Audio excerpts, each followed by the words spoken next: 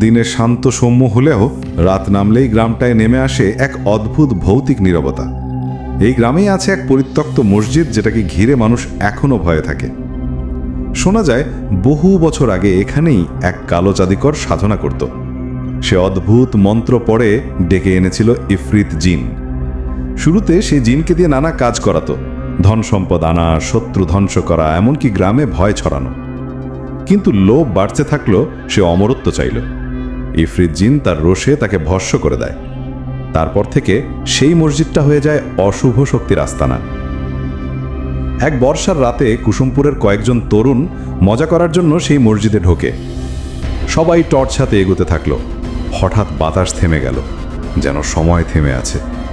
দেয়ালের ফাঁক দিয়ে বেরোতে লাগলো কালো ধোঁয়া। কোথা থেকে এক গম্ভীর কণ্ঠস্বর ভেসে এলো, তোমরা কেন এসেছো এখানে? তরুণরা ভয়ে একে অন্যের দিকে তাকালো। টর্চ নিভে গেল, শুধু দেখা গেল আগুনের মতো লাল চোখ জ্বলছে অন্ধকারে। মেঝেতে তারা দেখতে পেল আঁকা আছে অদ্ভুত মন্ত্রের চিহ্ন। শুকনো রক্তের দাগ যেন কালো হয়ে বসে আছে। এটা সেই জায়গা যেখানে ইফরিত জিনকে বেঁধে রাখা হয়েছিল। একজন ভুল করে সেই বৃত্তের ভেতরে পা রাখতেই বাতাস ঝড়ের মতো বইতে শুরু করলো। মসজিদের ভাঙা দরজা ধাক্কা খেয়ে খুলে গেল, আর অপরে ছাদের দিক থেকে ভেসে হলো ভয়ানক হাসি। আমার নিদ্রা কে ভাঙালো? তারপরই দেখা গেল বিশাল দেহ, চারপাশে আগুনের আভা, আর চোখ দুটো কয়লার মতো জ্বলছে। জিন গর্জে উঠল, যে জাদুকর আমাকে এখানে বেঁধেছিল তার অভিশাপ এখনো অটুট। তোমাদের রক্তই আমার মুক্তির দরজা খুলে দেবে। তরুণরা চিৎকার করলেও কণ্ঠ যেন দেয়ালে আটকে যাচ্ছিল। কালো ধোঁয়া চারপাশ ঘিরে ফেলছিল। তাদের একজন সাহস করে কোরআনের আয়াত পড়তে শুরু করলো। সঙ্গে সঙ্গে আগুনের ঝলকানি কেঁপে উঠল। ইফরিত জিন কাঁপতে লাগলো আর ভীষণ চিৎকার করে ধোঁয়ার ভেতরে মিলিয়ে গেল। ভোর হলে গ্রামের মানুষ মসজিদের ভেতরে শুধু পেল ছাই আর পোড়া দাগ। সেই ছেলেরা কেউ মানসিক ভারসাম্য হারিয়েছে, কেউ আর কথা বলতে পারে না। গ্রামের বয়স্করা বলল, ইফরিত জিন এখনো এখানে বাধা। কালো জাদুর অভিশাপ শেষ হয়নি। কুসুমপুরে এই ভৌতিক ছায়া চিরকাল থাকবে। এখনো রাতে কুসুমপুরের মানুষ দূর থেকে দেখে পরিত্যক্ত মসজিদের ভিতর লালচে আগুনের আলো জ্বলছে। এভাবেই কুসুমপুর গ্রামের সাথে জড়িয়ে আছে ইফরিত জিন আর কালো জাদুর ভয়ানক কাহিনী। তার অভিশাপ কিন্তু শেষ হয়নি। গ্রামের মানুষ ভেবেছিল ভোরের আলায় সব শান্ত হয়ে যাবে, কিন্তু আসল ভয় তখনও বাকি ছিল। নিখোঁজ মানুষ। ঘটনার কয়েকদিন পর থেকে কুসুমপুরে অদ্ভুত ঘটনা ঘটতে লাগলো। মাঝরাতে লোকজন ঘুম থেকে উঠে দেখত দরজা জানালা নিজে নিজেই খুলে গেছে। শিশুদের কানে কেউ ফিসফিস করে ডাকে, বাইরে এসো। আর সবচেয়ে ভয়ঙ্কর ব্যাপার হলো, গ্রামের কয়েকজন মানুষ এক রাতের মধ্যে অদৃশ্য হয়ে গেল। লোকেরা বলল, ওদেরকে ইফরিত জিন নিয়ে গেছে, কারণ তার মুক্তির জন্য এখনো রক্ত চাই। কালো জাদুর চিহ্নের ফেরা। একদিন গ্রামের ইমাম সাহেব মসজিদের ভেতরে গিয়ে দেখতে পেলেন মেঝের উপর আবার নতুন করে মন্ত্রের বৃত্ত আঁকা হয়েছে। পাশে ছড়িয়ে আছে পাখির পালক, শুকনো রক্ত আর ভাঙা কাঁচের টুকরো। তিনি বুঝলেন কেউ একজন আবার কালো জাদু চর্চা করছে। হয়তো গ্রামেই লুকিয়ে আছে সেই নতুন জাদুকর, যে ইফরিত জিনকে সম্পূর্ণ মুক্ত করতে চাইছে। সেই রাতে গ্রামে ঝড় উঠল। মানুষ সবাই ঘরে তালা মেরে বসে রইল। বাইরে শোনা যাচ্ছিল ভাঙা হাসির শব্দ আর লোহার শিকল টানার আওয়াজ। মাঝে মাঝে লালচে আগুন আকাশে উঠে যাচ্ছিল। হঠাৎ মসজিদের দিক থেকে ভেসে এলো এক গর্জন, আমার বাঁধন ভাঙতে আর বেশি সময় লাগবে না। গ্রামের লোকেরা বুঝতে পারল ইফরিত জিন সত্যি সত্যি মুক্ত হবার অপেক্ষায় আছে। কুসুমপুরের কয়েকজন বয়স্ক মানুষ একত্র হয়ে সিদ্ধান্ত নিলেন তারা গ্রাম ছাড়বে না। তারা ঠিক করল একসাথে কোরআন খতম করে সারা রাত নামাজ পড়ে আল্লাহর কাছে দোয়া করবে, যাতে জিন আর কালো জাদুর শক্তি ধ্বংস হয়। কিন্তু একই সময়ে সেই অজ্ঞাত নতুন জাদুকর গোপনে মসজিদের ভেতরে মন্ত্র পড়তে থাকল। প্রতিটি মন্ত্রে মসজিদের দেয়াল কেঁপে উঠছিল, আর ইফরিত জিনের চোখ জলজল করে উঠছিল আরো তীব্র আগুনে। কুসুমপুর এখন যেন দুই ভাগে বিভক্ত। একদিকে গ্রামের সাধু সৎ মানুষদের দোয়ার প্রার্থনা, অন্যদিকে কালো জাদুকরের মন্ত্র আর ইফরিত জিনের মুক্তির আকাঙ্ক্ষা। শেষ রাতে আকাশ অন্ধকার হয়ে গেল, চাঁদ ঢাকা পড়ে গেল কালো মেঘে।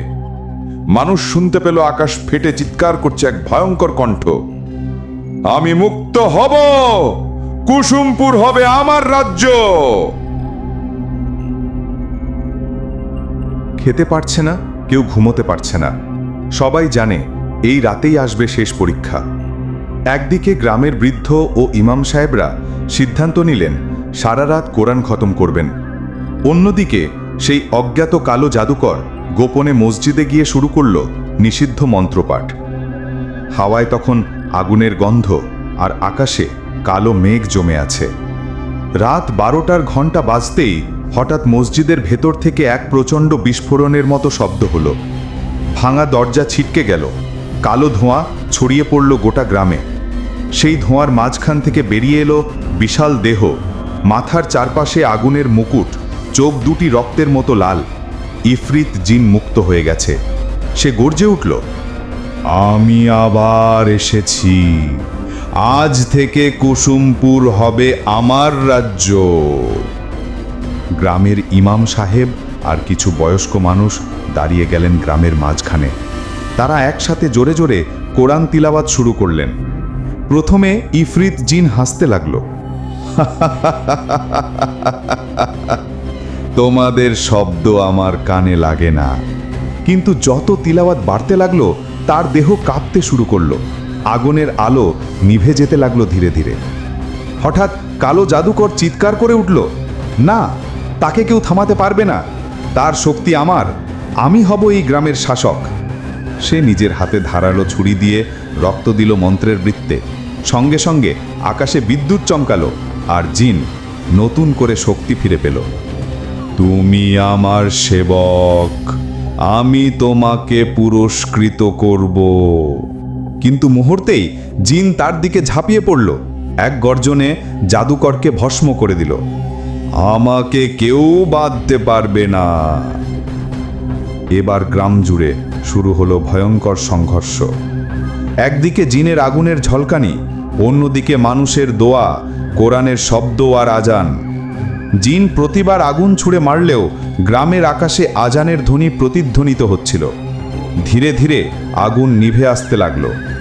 শেষ মুহূর্তে ইমাম সাহেব উচ্চ স্বরে সূরা ইখলাস তিলাওয়াত করলেন।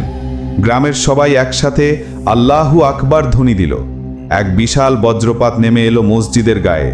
ধোঁয়া ছড়িয়ে গেল চারপাশে, আর সেই ধোঁয়ার মধ্যে ইফরিত জিনের চিৎকার ধীরে ধীরে মিলিয়ে গেল, আমি আবার ফিরব এই অভিশপ্ত গ্রামে। ভোর হলো, গ্রাম আবার শান্ত, কিন্তু মসজিদের ভেতর এখনো পোড়া গন্ধ আর দেয়ালের ফাঁকে কালো ছাই। কুসুমপুরের মানুষ রক্ষা পেলেও সবাই জানে ইফরিত জিন পুরোপুরি ধ্বংস হয়নি, কেবল আবার বন্দী হলো। আর যখন আবার কেউ কালো জাদুর লোভে পড়বে, তখনই সে আবার ফিরে আসবে। এভাবেই শেষ হলো কুসুমপুর গ্রামের ইফরিত জিন ও কালো জাদুর ঘটনা। একটা অভিশাপ যা কখনো শেষ হয় না, কেবল ঘুমিয়ে থাকে সময়ের অপেক্ষায়।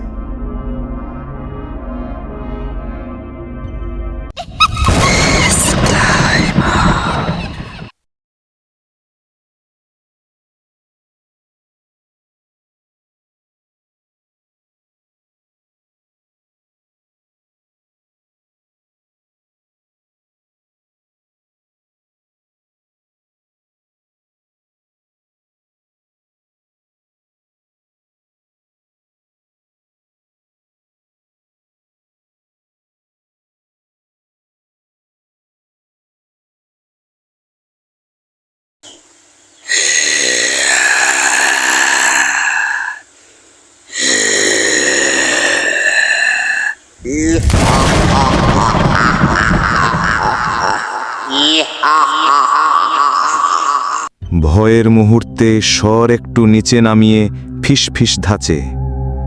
রাতের অন্ধকারে নদীর ধারে শোনা যায় অদ্ভুত এক সুর, কারো কান্না নাকি হাসি বোঝা যায় না।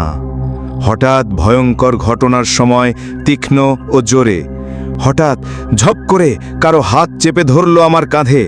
শেষের দিকে ভয় ও রহস্য বজায় রেখে ধীরে ধীরে মিলিয়ে যাওয়া একটি ভৌতিক রহস্য গল্প। যশোর জেলার শার্শা উপজেলার এক প্রান্তে ধানক্ষেত, তালগাছ আর মাটির রাস্তার মাঝখানে দাঁড়িয়ে আছে ছোট্ট গ্রাম বেনেখড়ি।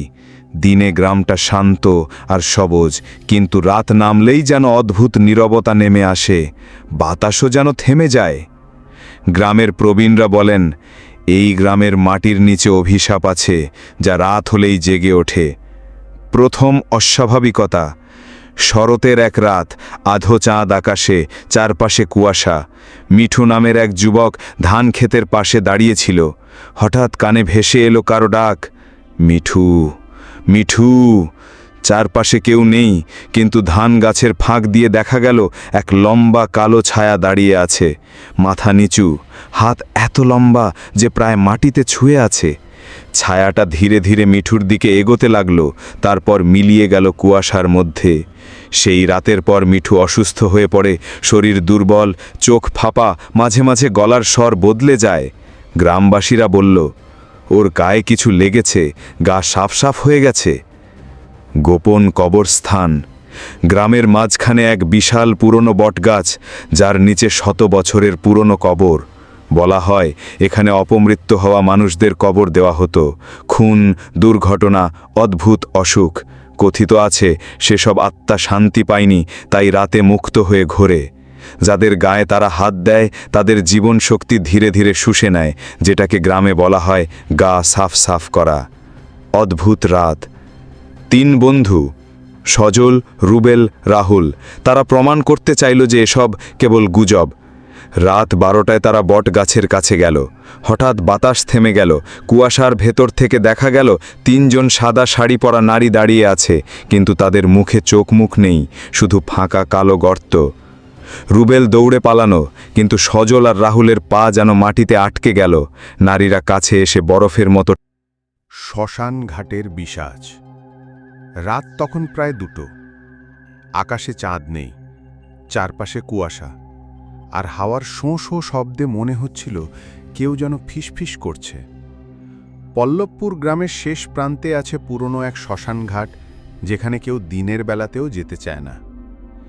সেই রাতে রাহাত বন্ধুর চ্যালেঞ্জ নিতে একাই সেখানে গেল। হাতে একটা লণ্ঠন আর মনে হাজার ভয়। পা রাখতে রাখতে যখন গঙ্গার ধারে পৌঁছালো, তখন হঠাৎ পিছনে কারোর পায়ের শব্দ। ধীরে ধীরে, কাঁদায় তাপা শব্দে, চাপ চাপ চাপ। রাহাত ঘুরে দাঁড়াতেই দেখল এক লম্বা কালো ছায়া, লম্বা চুল, মুখ ঢেকে রেখেছে, চোখ দুটো জ্বলছে কয়লার মতো লাল। মুখ থেকে আসছে পচা লাশের গন্ধ। ছায়াটা ধীরে ধীরে এগিয়ে এসে গলাটায় বরফ ঠান্ডা হাত রাখল, কিন্তু ওটা হাত ছিল না, ছিল হাড়ের মতো সাদা নখওয়ালা আঁকড়ে ধরা গ্রিপ। আর কানে ফিসফিস করে বলল, আমার জায়গায় কেন এসেছিস? আজ তোকে আমি নিয়ে যাব। রাহাত চিৎকার করে দৌড় দিল, কিন্তু শ্মশানের গেটটা আর খুঁজে পেল না। চারপাশে শুধু কুয়াশা আর সেই লাল চোখ। সকালে যখন গ্রামের মানুষ তাকে খুঁজে পেল, সে শ্মশান ঘাটের মাঝখানে পড়েছিল, চোখ দুটো ফাঁকা, মুখে স্থায়ী ভয়ের ছাপ। তারপর থেকে গ্রামের লোকজন বলে, যে রাত 2টোয় ওই শ্মশান ঘাটে যায়, সে আর মানুষ হয়ে ফিরে আসে না।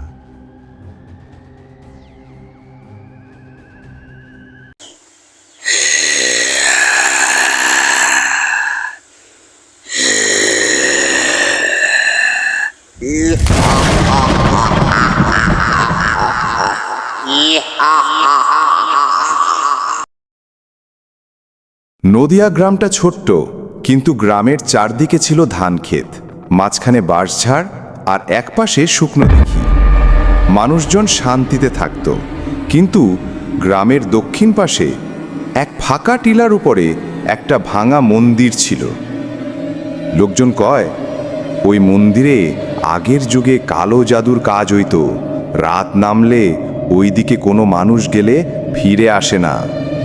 প্রথম ঘটনা, গ্রামের বুড়া মানুষ মুতালেব মিয়া চায়ের দোকানে কয়, শুনেন, ওই মন্দিরে নাকি গায়েবী মেয়ে দেখা যায়, চুল লম্বা, চোখ লাল, সাদা কাপড় পরে। জ্ঞানীরা কয় এইটা আসলে ব্যাধা আত্মা, যারে কালো জাদুর মাধ্যমে আটকায় রাখছে। এই কথা শুনে গ্রামের তরুণ রাশেদ হাসি দিয়া কয়, এসব বাজে কথা, ভূতট্রুত নাই রে ভাই, আমি গিয়া দেখি কাল রাতে। সবাই থামাই দিলেও রাশেদ শোনে নাই। দ্বিতীয় ঘটনা, রাত 12টার দিকে রাশেদ লণ্ঠন হাতে বাঁশঝাড় পেরাইয়া মন্দিরের দিকে গেল। বাতাসে বাঁশপাতা ঝরঝর শব্দ কইরা বাজতেছিল। চারিদিক শুনশান, শুধু শিয়ালের ডাক শোনা যায়। হঠাৎ রাশেদ শুনল, রাশেদ, রাশেদ, তুই কেন আইসোস? গলা যেন গ্রামের মরা যাওয়া ঝর্ণা বুড়ির মতো। রাশেদ থমকে গেল। দেখে ভাঙা মন্দিরের সামনে দাঁড়ায় আছে লম্বা চুলের মাইয়া, লাল চোখ, সাদা শাড়ি। রাশেদ সাহস করে কয়, কেডা তুই? নাম বল। মাইয়া হেসে কয়, আমি নাম বলতে পারুম না, আমি এই মন্দিরে ব্যাধা, কালো জাদুর খপ্পরে। যার রক্ত আমি পামু, হীরা দিয়া আমি মুক্তি পাইব। রাশেদ ভয় পেয়ে কলেমা পড়তে লাগল। তখন মাইয়া হাত বাড়ায় দিতেই লণ্ঠন নিভে গেল। চারিদিক শুধু অন্ধকার। এদিকে গ্রামের কিছু মানুষ খেয়াল করল রাশেদ ফিরতেছে না। পরদিন সকালে লোকজন মন্দিরের পাশে যায়। তারা দেখে মাটির ওপর রাশেদের লণ্ঠন, কিন্তু রাশেদ নাই। শুধু মাটির ওপর পায়ের দাগ আর লাল রঙের দাগ, যেন রক্তের মতো। গ্রামের কবিরাজ কালাম মোল্লা কইল, এটা কালো জাদুর ফাঁদ, ওই মন্দিরে জিন ভূত বাঁধা আছে, যারা যায় তাদের জীবন নিয়ে নেয়। জাদুকররা আগের যুগে এই মাইয়াডারে দাস বনাইছিল, তাই আজও সে মুক্তি পায় নাই। কয়েকদিন পর গ্রামের আরেক ছেলে সুহাগও নিখোঁজ হইল। এখন পুরো গ্রামে ভয়ের বাতাস। রাত নামলে কেউ আর বাইরে বেরোয় না। একদিন গ্রামের ইমাম সাহেব সবারে নিয়ে মসজিদের সামনে বসে বললেন, আল্লাহর নাম ছাড়া কোনো শক্তি নাই। কালো জাদুর শক্তি যতই হোক, কালামে আর আজানের আওয়াজে তারা পলায়। সবাই একসাথে দোয়া পড়তে হইব। রাত 12টায় পুরো গ্রাম মসজিদে একসাথে কোরআন শরীফ পড়তে লাগলো। ওই সময় হঠাৎ মন্দির দিক থেকে চিৎকার শোনা গেল। মনে হইল কেউ পুড়তেছে। সকাল হইতেই দেখা গেল মন্দিরটা অর্ধেক ভাঙা গেছে, কালো ধোঁয়া উঠছে। আর রাশেদ, তার কোনো হদিশ মেলা যায় নাই। শুধু একটা সাদা শাড়ির টুকরো মন্দিরের দরজায় ঝুলতেছিল। আজও নদিয়া গ্রামের মানুষ কয়, ওই মন্দিরে এখনও জাদুর ছাপ আছে। দিনের বেলা গেলেও ঠান্ডা বাতাসে গায়ে কাঁটা দেয়, আর রাতের পরে নদিয়ার দক্ষিণ দিক দিয়া কেউ যায় না।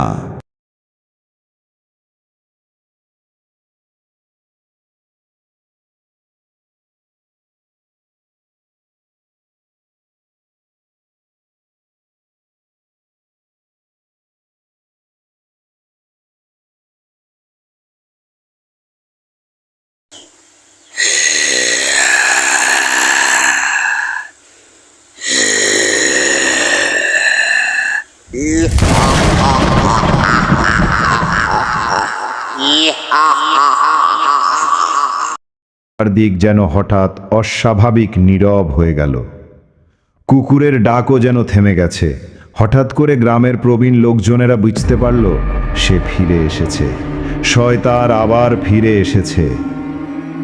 কথিত আছে 100 বছর আগে এই গ্রামে এক ভয়ঙ্কর ঘটনা ঘটেছিল। গ্রামের মাঝখানে ছিল একটি পুরনো বটগাছ। সেই গাছের গোড়ায় কালী পূজার নামে এক দুষ্ট তান্ত্রিক এক ভয়াবহ আত্মাকে ডেকে এনেছিল। তার উদ্দেশ্য ছিল ক্ষমতা, ধন এবং গ্রামকে নিজের নিয়ন্ত্রণে আনা। কিন্তু নিয়ন্ত্রণের বাইরে চলে গিয়ে আত্মাটি শয়তানে রূপান্তরিত হয়। তখন থেকেই তাকে সবাই কুমারডাঙ্গার শয়তান নামে চিনতে শুরু করে। শয়তান গ্রাম জুড়ে আগুন লাগাতো। শিশুদের কান্না শোনা যেত রাতভর, আর অদ্ভুত ছায়া মানুষের ঘাড়ে বসে থাকত। শেষে গ্রামবাসীরা একত্র হয়ে পীর সাহেবের ডাকে এক অদ্ভুত মন্ত্রে শয়তানকে বটগাছের নিচে বেঁধে ফেলে। শর্ত ছিল যদি কেউ রাত 12টার পরে ওই বটগাছের কাছে যায় তবে শয়তানের বাঁধন ছিঁড়ে যাবে। নতুন ভয়। বছর ঘুরে গেল, সবাই ভুলে গেল শয়তানের কাহিনী। কিন্তু এ বছরের কালী পূজায় কজন তরুণ সাহস করে বাজি ধরল কে রাতে বটগাছের কাছে যাবে। হাসতে হাসতে তারা গেল 12টার পরে। প্রথমে কিছুই ঘটল না। হঠাৎ অদ্ভুত ঝড় উঠল, বাতাস কেঁপে উঠল, চারদিক থেকে শীষের মতো শব্দ, যেন কেউ বলছে, আমাকে মুক্তি দিলে তোমরা আর বাঁচবে না। তারপর তারা দেখল গাছের শেকড় ফেটে যাচ্ছে, গাছের ভেতর থেকে জ্বলন্ত চোখের এক ছায়ামূর্তি ধীরে ধীরে বেরিয়ে আসছে। তার শরীর ছিল অর্ধেক মানুষ, অর্ধেক দানব, আর চোখ দুটি আগুনের মতো জ্বলছিল। তরুণরা দৌড়ে পালাতে চাইলে চারদিক যেন ফারহান নিখোঁজ হওয়ার পর গ্রাম জুড়ে কান্না আর ভয়। যাদের শরীরে কালো দাগ উঠেছে তারা দুর্বল হয়ে যাচ্ছে। রাতে কারো ঘুম আসছে না। জানালার বাইরে সবসময়ই মনে হয় কেউ দাঁড়িয়ে আছে। একজন বৃদ্ধ কাঁদতে কাঁদতে বলল, এই গ্রাম শেষ হয়ে যাবে, সেই পুরনো শয়তান আমাদের শেষ করবে। তখন হাফেজ সাহেব গ্রামবাসীদের শান্ত করার চেষ্টা করলেন। আল্লাহর রহমত ছাড়া কেউ আমাদের বাঁচাতে পারবে না, তবে একটা উপায় আছে। হাফেজ সাহেব ধীরে ধীরে বললেন, 100 বছর আগে যিনি শয়তানকে বেঁধেছিলেন তিনি ছিলেন পীর গিয়াসউদ্দিন। মৃত্যুর আগে তিনি বলেছিলেন তার এক বংশধর ভবিষ্যতে ফিরে আসবে, সেই উত্তরাধিকারী জানবে কিভাবে শয়তানকে ফেরত পাঠানো যায়। গ্রামবাসীরা অবাক হয়ে একে অপরের দিকে তাকালো। একজন বলল, কিন্তু আমরা তো তার বংশধরের খোঁজই জানি না। তখন একজন বৃদ্ধ জানালো, তার নাতি এখনো বেঁচে আছে, সে দূরে থাকে কিন্তু মাঝে মাঝে এই গ্রামে আসে, নাম তার হামজা। রাত নামতেই হঠাৎ গ্রামের মোড়ে দেখা গেল এক যুবক আসছে, লম্বা দাড়ি, চোখে তীব্র দৃষ্টি, হাতে এক পুরনো কাঠের বাক্স। গ্রামবাসীরা অবাক হয়ে বলল, ওই তো হামজা, পীর গিয়াসউদ্দিনের নাতি। হামজা গ্রামের মাঝখানে দাঁড়িয়ে বলল, আমি জানি কি হয়েছে, শয়তান মুক্ত হয়েছে, কিন্তু সবাই সাবধান হও, তাকে ফেরত পাঠানো সহজ নয়। গ্রামবাসীরা কাঁদতে কাঁদতে হামজাকে অনুরোধ করল, তুমি আমাদের বাঁচাও। হামজা বাক্স খুলে দেখালো একটা পুরানো পুঁথি আর একখানা লাল কাপড়ে মোড়ানো তাবিজ। তার গলা ভারী হয়ে উঠল। এই পুঁথিতে লেখা আছে,